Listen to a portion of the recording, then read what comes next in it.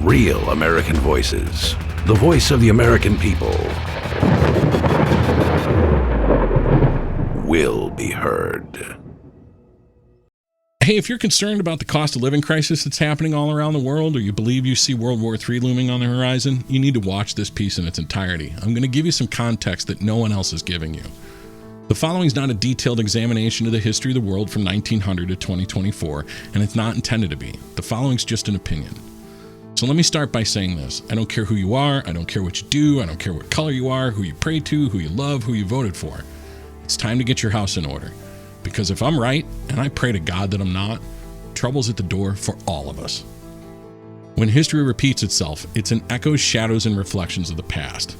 I believe there's a pattern in history that we're repeating right now, and I would desperately like someone to prove me wrong. The pattern from a high enough view looks something like this. A major financial crisis is triggered by the actions of a few wealthy and powerful individuals. As the impacts of that financial crisis reach the man on the street, the fabric of society begins to unravel. Protests start, forcing governments to crack down on those who disagree with government policies. Once the situation becomes dire enough, war breaks out. This pattern alone appears over and over again throughout the history of nations. When enough nations are impacted, you get war on a grand scale. You get World War. At the conclusion of both world wars, the creation of new nations and entire financial systems of influence and control were introduced. Control over world affairs was condensed by a few wealthy and powerful people. In other words, the actions of a few wealthy and powerful people can set a chain of events into motion which can set the world on fire. No need for a grand conspiracy where the leaders of nations are in on it.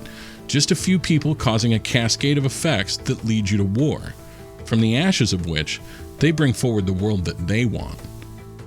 Because I know there are people who are going to take issue with this, let's look at the historical markers which indicate the existence of this pattern. You had the bankers' panic of 1907, which preceded World War I, and the Great Depression, which preceded World War II.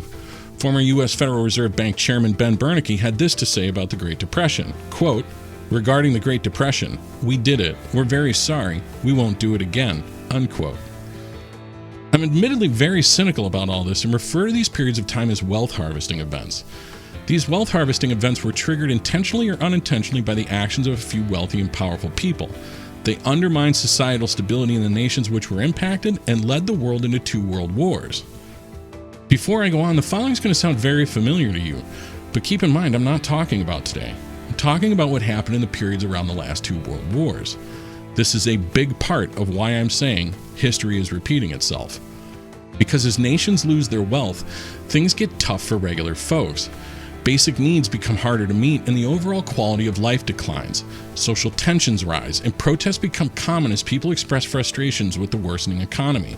Governments struggle to handle the mess, tightening controls, straining their relationships with their citizens. Businesses take a hit, facing uncertainty that leads to job losses and more unemployment, making the social unrest even worse. The impact spreads globally, affecting trade, causing economic challenges for neighboring countries. In the financial world, banks and institutions feel the weight of the economic downturn. Credit markets tighten, making it harder for businesses to get the funds they need to grow and operate, and confidence in the nation's financial stability drops. Governments use the crisis to control dissent, restricting civil liberties and silencing critical voices. This crackdown on dissent creates fear and intimidation, shrinking the space for free expression. Your First Amendment becomes a national security concern.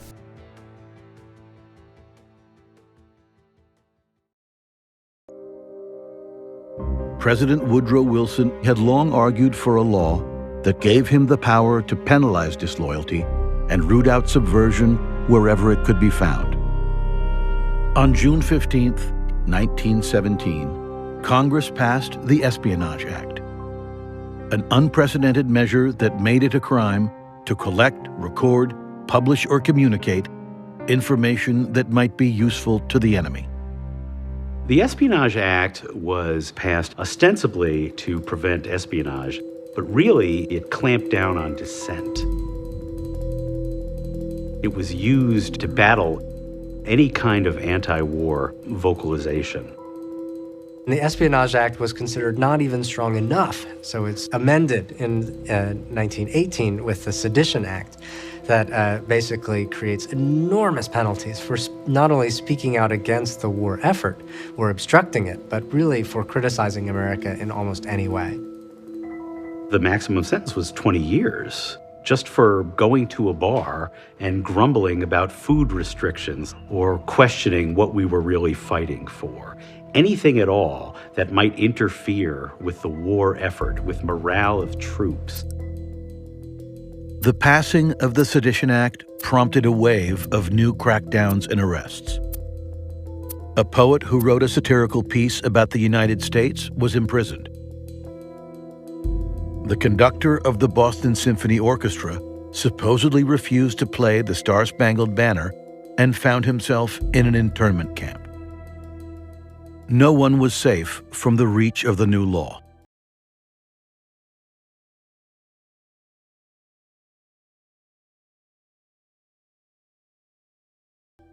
Even one of the nation's most articulate and respected political figures, the socialist and labor leader Eugene Debs, was arrested.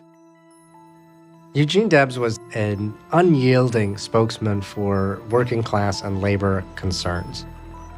He also strongly opposed the U.S. entry into the war. He believed that workers of the world had more in common with each other than they did with the ruling parties of the nations that were at war.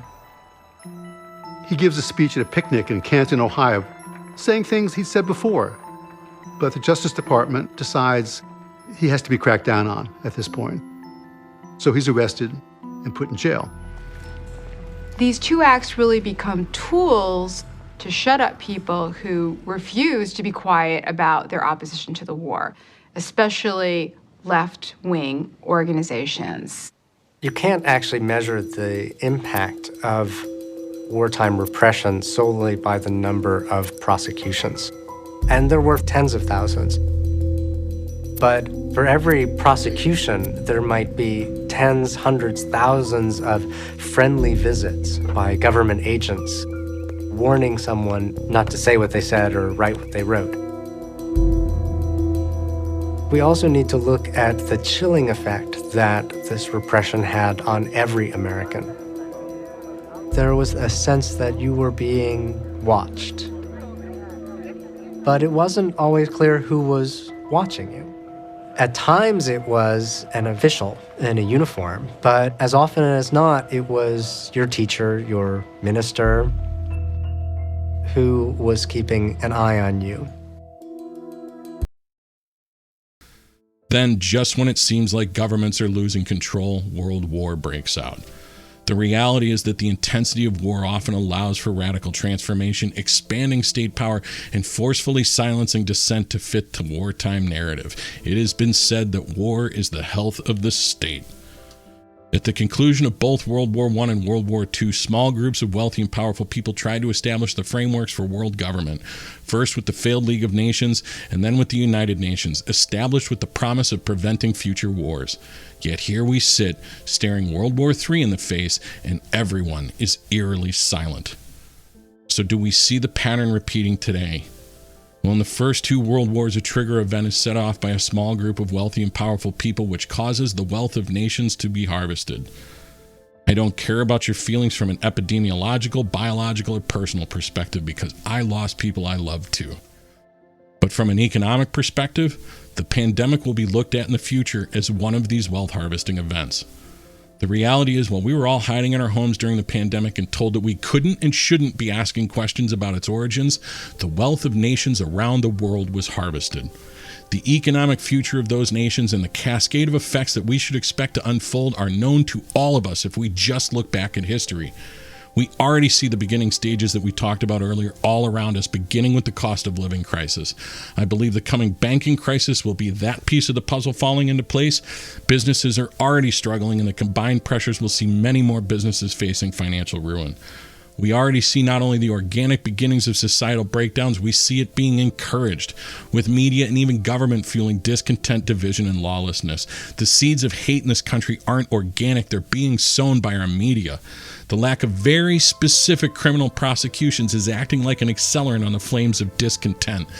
They've been saturating this population with a campaign of hate and division, divide and conquer for almost an entire generation now.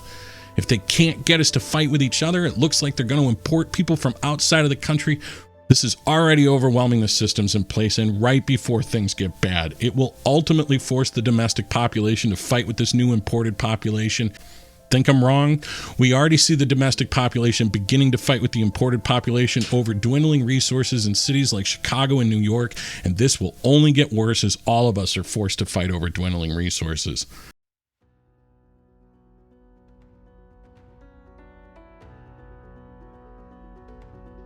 It brings me absolutely no pleasure to even suggest any of this, but if history is any sort of a guide, they are about to take us all to war. Why, of course, the people don't want war. Why should some poor slob on a farm want to risk his life in a war when the best he can get out of it is to come back to his farm in one piece? Naturally, the common people don't want war, neither in Russia, nor in England, nor for that matter in Germany. That is understood, but, after all, it's the leaders of the country who determine the policy, and it's always a simple matter to drag the people along. Whether it's a democracy or a fascist dictatorship or a parliament or a communist dictatorship, voice or no voice, the people can always be brought to the bidding of the leaders. That is easy. All you have to do is tell them that they're being attacked and denounce the peacemakers for lack of patriotism and exposing the country to greater danger. It works the same in any country. Hermann Goering, Hitler's successor. No echoes, shadows, or reflections of the past to see here, folks. Ladies and gentlemen, we are all being set up. The system is terrified that we will all get to a point that will put our differences aside, turn around, and hold our leaders accountable for their corruption and mismanagement. They need us to act out so that they can get in front of it and maintain control. That's what all of this divide and conquer is about. They're hoping that we'll lose our cool or demand that they do something to maintain order. Anything to give them the excuse they need to truly wield state power. And don't think for 1 second that if the data in front of them suggests that their legitimacy is truly challenged, or that they're on the path to losing control, that they won't take you to war. You and I see these lessons of history as a cautionary tale. We're the cannon fodder. To those who wish to bring about fundamental change to the world, it's a proven strategy. So I'm warning you. I'm warning everybody. Be very, very careful how you react and respond to the events that you're going to see happening in the coming months and years. What scares them the most about all of this is that there is a peaceful, legal, lawful, and constitutional way to respond to all of this if you act in time. I just don't know if it's bad enough yet to stop with all the bullshit and excuses and actually want to get involved. It's only your life on the line. Like, share, and subscribe to this channel. Find us at realamericanvoices.net. Real American Voices, the voice of the American people, will be heard.